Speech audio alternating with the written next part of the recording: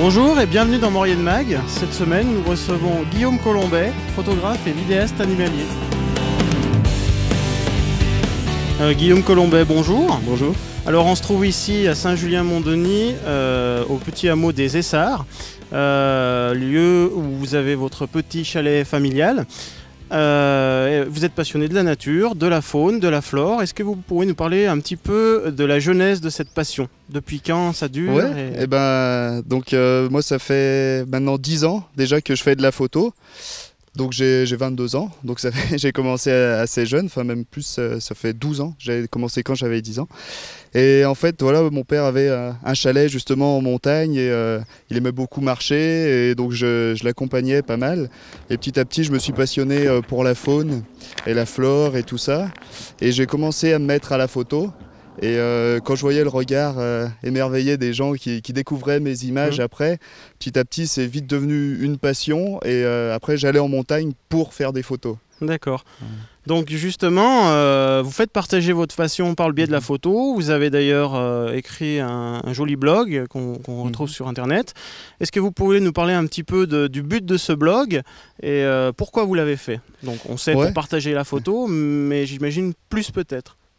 Oui, j'aime bien transmettre un peu les émotions que j'ai vécues en montagne, dans la nature, faire partager ça aux gens et puis peut-être s'il y a des gens à mobilité réduite ou d'autres personnes qui ont moins l'occasion de sortir, ça les fait déjà voyager rien que de voir les images. Et si on fait aussi des photos, c'est pour les partager, des films aussi, c'est pour les faire partager. Donc c'est pour ça que j'ai créé un petit blog. Et j'aime bien avoir le retour des gens sur mes images, voilà. D'accord. Donc vous habitez au cœur de la plus longue vallée d'Europe, c'est la Maurienne. Donc j'imagine que vous la parcourez de long en large quand vous pouvez. Donc est-ce que vous pouvez nous en dire un petit peu plus sur vos balades au cours de cette vallée? Est-ce qu'on y trouve en gros? Ouais, en fait, quasiment tous les mois j'ai quelque chose à découvrir, à aller faire en images. Donc c'est vrai que je connais très bien ce coin, donc sur Saint-Julien-Mont-Denis où j'ai mon chalet. C'est le camp de base un peu d'où je pars pour faire toutes mes images. Des fois j'y monte en plein hiver, alors que la route est coupée, on peut monter en ski de rando ou en raquette. Donc en toute saison finalement, votre passion vous mène partout. Donc en ce moment c'est novembre, donc c'est le rut du chamois. Un petit peu plus tard, après ça arrive le rut du bouquetin, donc avec des combats qui sont assez impressionnants, des animaux qui dépassent les 100 kilos et qui se battent des fois au-dessus du vide. Et donc voilà, toutes les saisons il y a quelque chose à voir. L'hiver, les ambiances vraiment avec le blanc de la neige, puis j'aime bien mettre aussi les animaux tout petits dans un décor qui est immense, dans la montagne, qui paraît un peu toute vide l'hiver, alors que la vie est là de partout. Donc voilà. Bien, bien. Donc pour immortaliser ces instants de vie, vous pouvez nous en dire un petit peu plus aussi sur le matériel que vous utilisez. Alors je vois que là vous avez un bel appareil photo, j'imagine que c'est un peu l'outil de base, il y a certainement d'autres choses. Ouais, donc c'est vrai que c'est l'outil de base, mais pas que ça. Le premier outil, je dirais, c'est vraiment connaître la nature. Parce qu'arriver à faire des photos d'animaux, il faut vraiment connaître leur comportement, où ils vivent, à quelle époque c'est le plus intéressant pour aller les voir, à quelle heure de la journée, comment se cacher. Bien souvent, les animaux, quand on les approche, on voit... nous on pense souvent par notre vue parce que chez l'homme c'est souvent ce qui nous attire, on voit un animal, on le recherche aux jumelles et tout ça, alors que chez les animaux selon comment ils orientent leurs oreilles ils peuvent nous entendre même s'ils sont de dos et l'odeur aussi qui est très importante. Et donc le matériel, donc là je suis équipé avec un réflexe numérique, puis j'ai un objectif qui a un zoom, donc un 100-400 mm, j'ai un grand angle pour les paysages ou pour mettre les animaux dans leur environnement et un objectif macro, donc pour faire plus du détail sur les fleurs et tout ça. Donc c'est un objectif, c'est un matériel qui a une assez bonne qualité mais qui reste encore acceptable pour la montagne parce qu'après la meilleure qualité c'est vraiment des gros objectifs à zoom fixe mais qui sont très très encombrants et très lourds quand on doit gravir des sommets. D'accord, donc pour vous la Maurienne, un formidable terrain de jeu et j'imagine que le parc national de la Vanoise c'est aussi un de vos terrains favoris, on peut peut-être en parler aussi. Ça dépend pour quelles espèces. Ici en fait la montagne là, que je connais très bien est très très raide, donc l'hiver il y a beaucoup de couloirs à avalanche, donc je préfère aller dans des coins en Vanoise pour voir des animaux comme les lagopèdes ou des animaux de haute altitude. C'est peut-être plus accessible alors à ce moment-là. Ouais. Voilà, il y a des secteurs plus accessibles ou des fois qui sont plus intéressants pour une espèce en particulier. Mais après en Vanoise, il y a quand même assez vite des promeneurs et puis c'est un parc national, donc c'est interdit de sortir des sentiers de randonnée et tout ça pour pas déranger les animaux. Guillaume, on va aller voir quelques extraits de réalisation de séquences que vous nous proposez. À tout de suite. D'accord.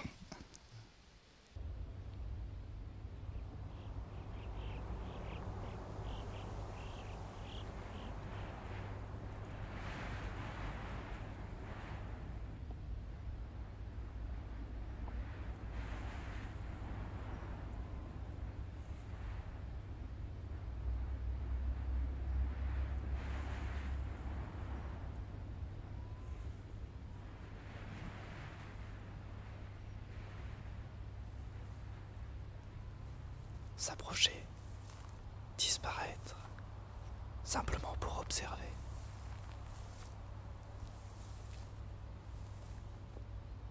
Et tenter de saisir l'image.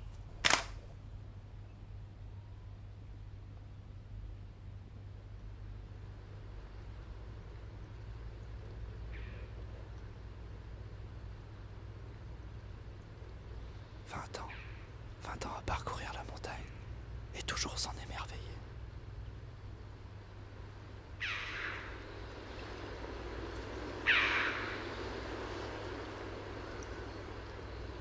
Mais voilà. Pour mes études, je dois partir. Je profite un dernier instant de la compagnie des bouquetins qui m'ont vu grandir, et je laisse mon esprit courir là-haut, sur les sommets inaccessibles, où parfois, le rarissime gypaète barbu fait son apparition.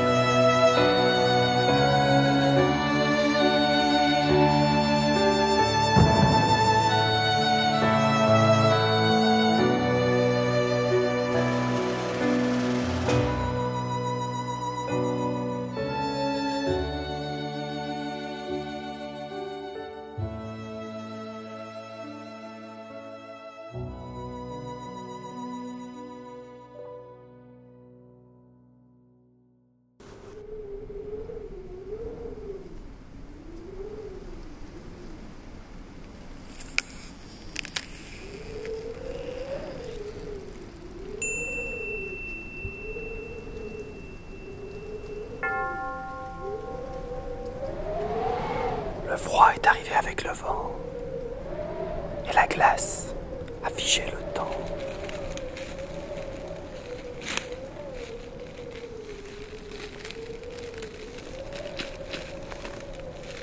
Il n'y a plus d'eau. Si je mange de la neige, j'ai encore plus froid et toujours aussi soif. Certains s'épuisent pour la trouver.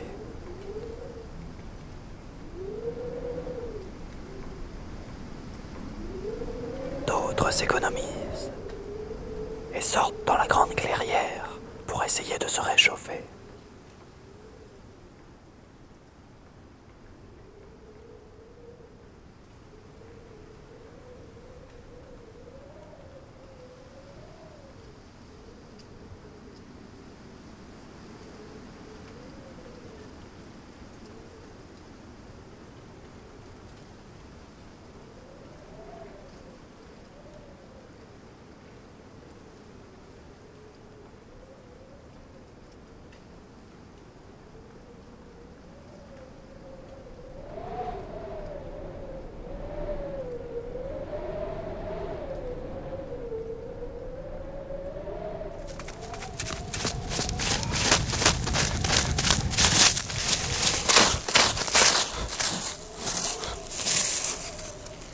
Même à l'abri des arbres, tout est entièrement gelé.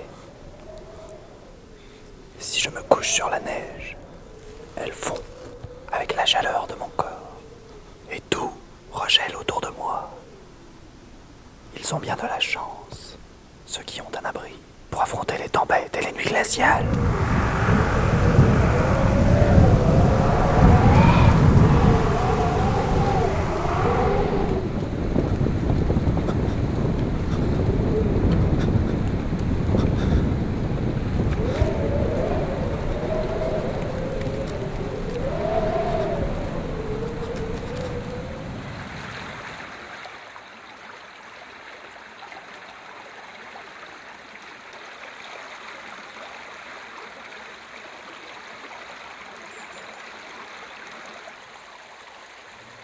Mais au fil des jours, le soleil est de plus en plus haut dans le ciel.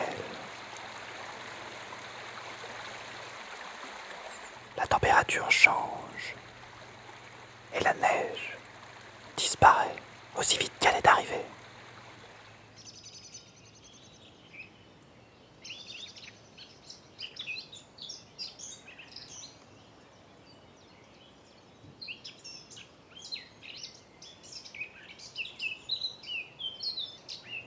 Ce matin, je l'ai même entendu dans la forêt. Tout le monde le connaît, mais rares sont ceux qui l'ont déjà vu. Il se cache dans les profondeurs du sous-bois. L'oiseau qui nous dit que le printemps est là.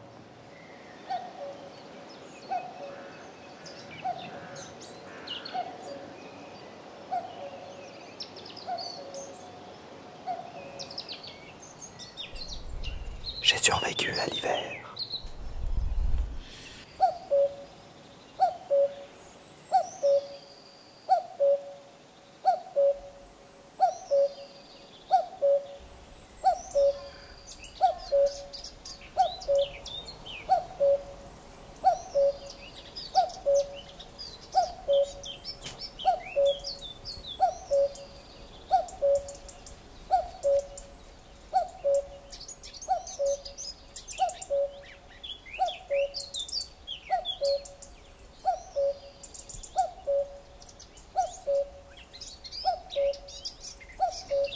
Guillaume Colombet, après avoir vu ces très très belles images et vidéos, est-ce que vous pouvez nous revenir un petit peu sur votre parcours scolaire?